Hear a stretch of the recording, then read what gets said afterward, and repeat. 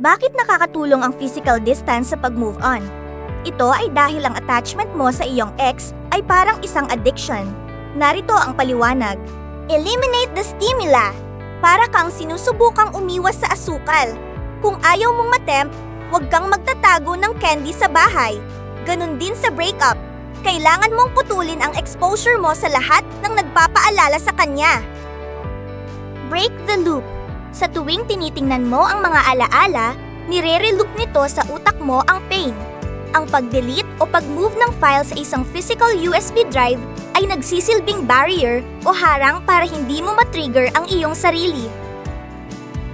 Umiwas sa pag-label ng mga positive traits bilang tangi sa kanila lang o pag-iisip na sila lang ang tanging tao na makakapagbigay sa iyo ng ganoong klaseng saya o koneksyon. Kapag iniisip mong ang mga magagandang katangian ay sa kanila lang galing, madali kang mahuhulog sa trap ng paniniwalang wala ng iba pang makakapantay sa kanila. Ito ang nagiging dahilan kung bakit nahihirapan kang mag-let go at nakakaramdam ka ng fear na hindi ka na makakahanap ng iba.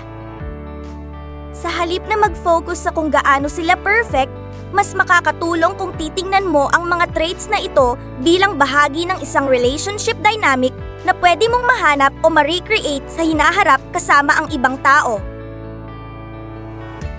Ang pag-aalis ng attachment sa isang specific na tao ay nagbibigay sa iyo ng espasyo para mag-focus sa sarili mong pag-unlad. Kapag na-realize mong ang mga bagay na nagustuhan mo sa kanila ay hindi limitado sa taong iyon, mas nagiging bukas ang isip mo.